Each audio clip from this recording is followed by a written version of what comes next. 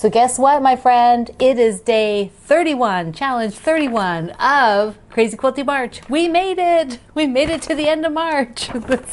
31 days of challenges. You did good. You did good. So many people really jumped in and did a majority of them, whether you just did a little thinking about the challenge or went full out. I mean, we saw whole rooms reorganized, people finishing up projects, all kinds of stuff. So I am super excited that we've come to day 31. See, by the end of March, I finally got them all right. If you've not subscribed, please do that. Go down and hit the subscribe here at YouTube. And then afterwards, click that little bell and you'll get the notices. Oh, I'm Pat Sloan. Did I say that? Just in case. Just in case you didn't know.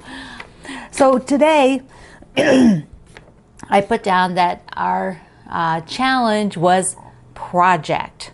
So here's what it is. I have two ways you can go. Because one of them, a lot of you might not actually have, but I thought today would be a good day at the end of the month. And before we kick off the next month, the April challenges, which I'll talk about here in a minute, it'd be a good idea to find that project in your space or that you've been putting off. And I mean by project one, like maybe you've been meaning to hang a thread rack. Maybe you've been meaning to put together that bookcase. I'm talking about that kind of a project, something where you were planning to put something in your space or put up a table or maybe move some furniture around so that things were better. This is kind of a big thing. Like if that project has been hanging over your head, like the stuff is sitting in the hallway because you haven't gotten to it. Today is the day, my friend. Take that project and get it done, or at least get it out, figure out what you're going to do, make a plan for when you're going to do it, because I know that it might not maybe be conducive to do it here on Tuesday, but get that project out. Right now, I don't have one of those, unless you consider like something much bigger, like sorting and things like that, which I'm not. I'm more like, do you have something you have to assemble and get it put up? So that's one option for your challenge. The other thing, which everybody can do, even if you have that one, is for project, I want you to look back at what you actually accomplished in March. You did so much by focusing every single day. Now, a lot of you have gotten a planner, one of the planners, and I'll link you up to these. Their link is right down below the video. It's always right below the video. Just click the see more.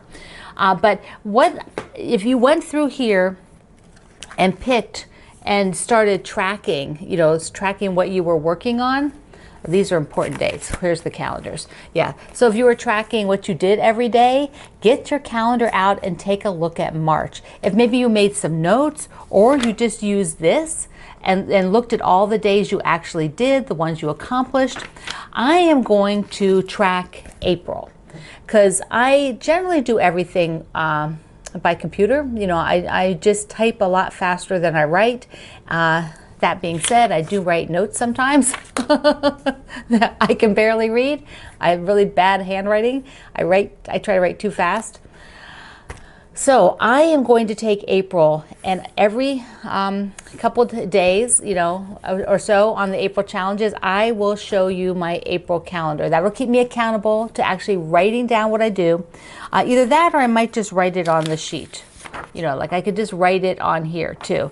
I haven't decided which, but this is a little bit more space, so I might put it on here on the Scrappy Planner. And you can pick one of these up. I'll show you where that link is.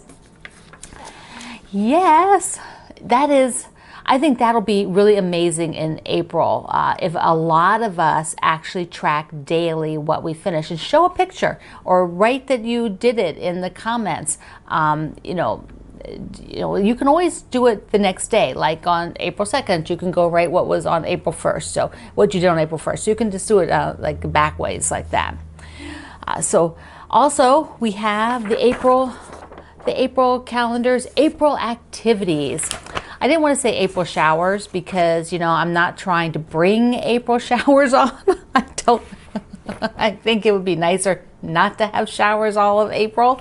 But so I thought, what is the action word for an A action word? You know, you can just do that. Go into Google and say, what is an A action word? And you get all these words. So I picked activities. So these are our April activities, which will run the same way. I will do a daily video, just like I've been doing for March. And on Mondays, it'll be in the evening. But I found if you go to YouTube, I will put this also in the Facebook group on Monday mornings. I'll put whatever the challenge is. But also in YouTube, there's a community tab where I can post, I can write an article, do a little post. So on Mondays, I will put that there, and I might put other things there. I don't know if you get notified that that is there. I'm not sure how that works, but you can just go look at the tab and look at the community tab and click over. You're probably on the video tab. Then there's a playlist, which my playlists are kind of a mess, but sorry. It's like someday I'll get in there and organize them, but it just hasn't. Someday has not come yet.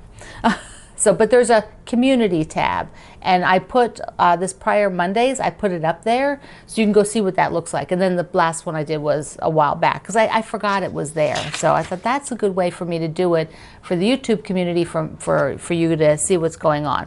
So there's a lot of fun things, and I will what I also did here was put down the projects that are sew-along. So all the sew-along days, and we seem to have.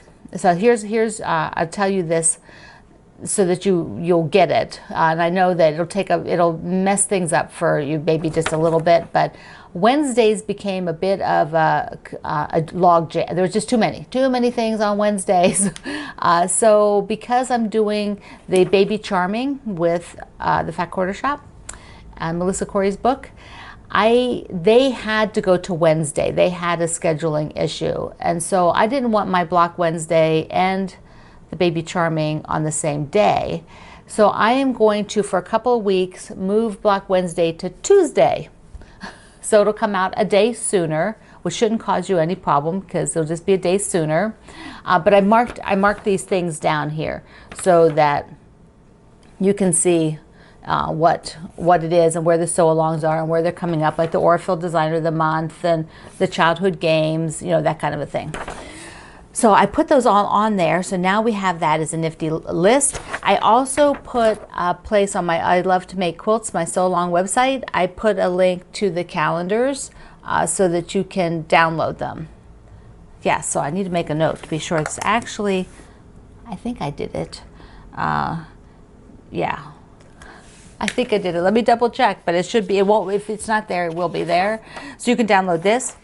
And then for April 1st, which is tomorrow, I will be sewing my first official stay-at-home quilt-along block. So here's our sew-along. So every day in April, that's 30 blocks. 30 days has September, April, June, and November. So there's 30 days in April, and the block is a super cute, fun little modified snowball. So often a snowball will have these points coming closer in, but I chose to put them further out because then they're easy. You don't have a point. They're going to be a flat top, sort of when you put it in the quilt. And it's the same block every day. And you will find different fabrics. So you will find different fabrics every day. Now, a couple people told me, well, they don't have fun fabrics like mine, like the novelty prints. So I did one in my Bonnie Lane. So there you can see, here's a block done with a nice floral from my Bonnie Lane. And so you can do this. You can pick a bundle of fabric that you love and use it, because the quilt will look like this in the end. So it is really simple. And what we'll start doing is, as we get a row done, we will sew it. That way, by the end of the month, you'll sew the last row into place and then add some borders if you want borders. And then you'll have a quilt done in April. So our stay-at-home quilt along it gives us something to look forward to every day. I'm excited. Somebody out on one of our friends in the Facebook group Quilt Along with Pat Sloan, she went and already cut all her pieces. So she has a little box and she put all her centers and all her corner units there. And you could do all the corner units the same or all of them different. I am doing, I think I have 3 or 4 different fabrics that I'll use for these. And then just those ones, and then all the centers will be from my novelty prints. I'm going to use fabrics that make me smile, make me happy, to get through the stay-at-home month of April. It's like, right? Okay, my friend, I love you. Thank you for being here. Thank you for using our links. It supports us, supports our small family business, and lets me do all these things, especially during these really crazy times we're in. Greg and I are thinking about all of you and hoping you are all safe and staying healthy. Mwah. We love you so much, and I will see you online.